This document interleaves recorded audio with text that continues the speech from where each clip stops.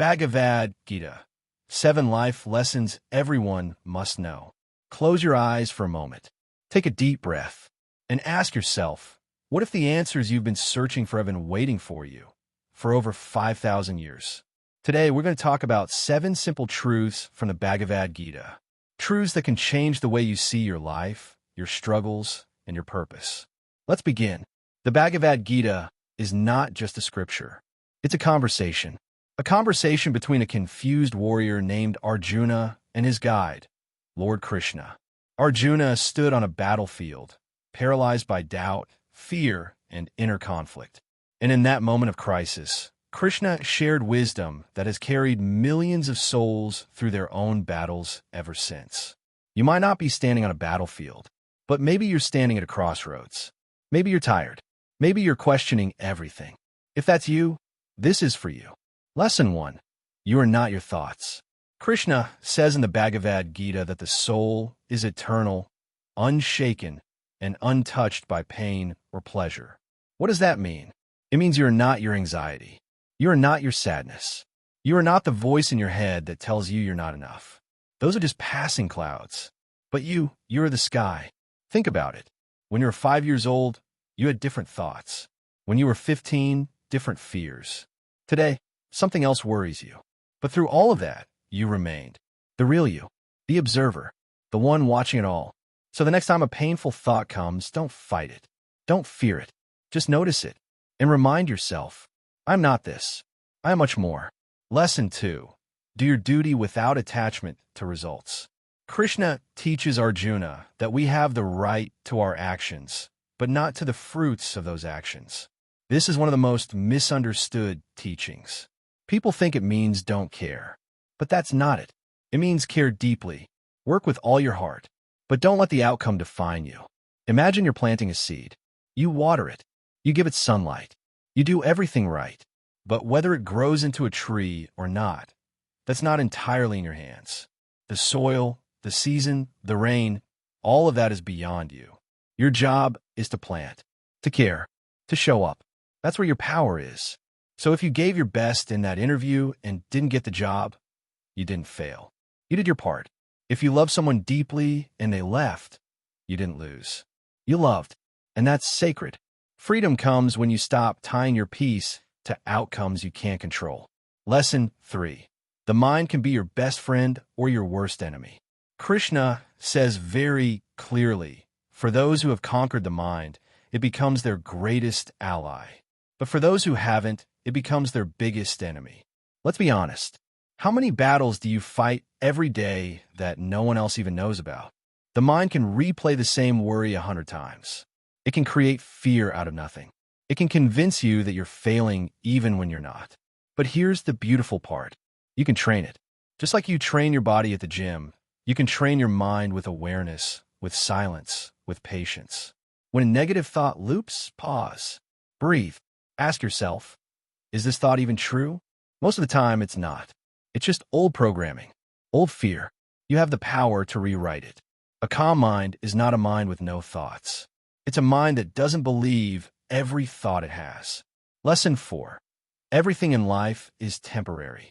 Krishna reminds Arjuna that just as seasons change, so do the phases of life. Happiness and sorrow, success and failure, gain and loss, they all come and go. Nothing lasts forever. Not the good, not the bad. When you're suffering, this truth is your greatest comfort. This pain, it will pass.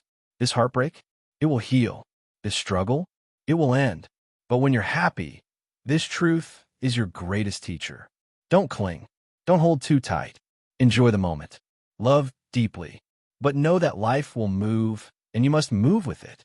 There's a strange peace in accepting this.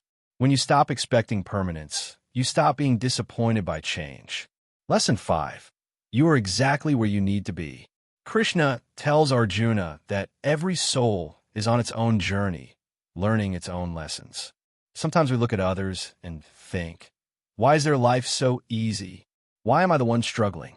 But you don't know their story. You don't know their pain. And more importantly, your struggle is shaping you. It's teaching you something you couldn't learn any other way. Maybe you're going through something hard right now. Maybe it feels unfair. But trust this, you are not being punished. You are being prepared. Every challenge you face is adding depth to your soul, strength to your spirit. And one day, you will look back and realize that darkness was necessary. It made you who you were meant to become. Lesson 6. Treat everyone with equality. Krishna speaks of seeing the divine in all beings. The wise person sees no difference between a learned scholar and a humble servant, between a friend and a stranger. This doesn't mean everyone is the same.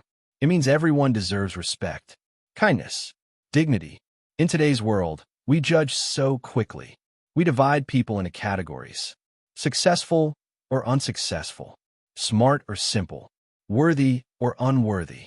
But the Gita asks you to go deeper, to see the soul behind the labels, to recognize that everyone you meet is fighting their own battle. Everyone is trying. Everyone is learning. When you treat people with equality, something shifts inside you. You become lighter, freer, because you stop placing yourself above or below anyone. You just are. Lesson 7. Surrender is not weakness, it's wisdom. At the end of the Gita, Krishna tells Arjuna to surrender all his doubts and trust in the divine plan. Surrender doesn't mean giving up. It means letting go of the need to control everything. How much energy do you waste trying to force things? Try to fix people. Try to predict the future. Try to make life go exactly the way you planned. And how often does it work? Surrender is saying, I will do my best, but I trust that life knows what it's doing. I trust that even when I don't understand, there's a bigger picture I can't see yet. This is not blind faith. It's intelligent trust. It's peace in uncertainty. So here we are. 7 lessons. 7 truths. You're not your thoughts. Do your duty without clinging to results. Master your mind. Accept impermanence. Trust your journey. See everyone with equal eyes. And surrender the need to control. These aren't just ideas. They're invitations. Invitations to live differently, to breathe easier, to worry less, to trust more. The Bhagavad Gita was spoken on a battlefield, but its real battlefield is within you, between fear and faith, between ego and soul, between resistance and acceptance. And the beautiful truth is, you don't have to win every battle. You just have to keep showing up, keep listening, keep learning. So before you move on with your day, pause, take one deep breath, and ask yourself, which of these 7 lessons is calling to you right now?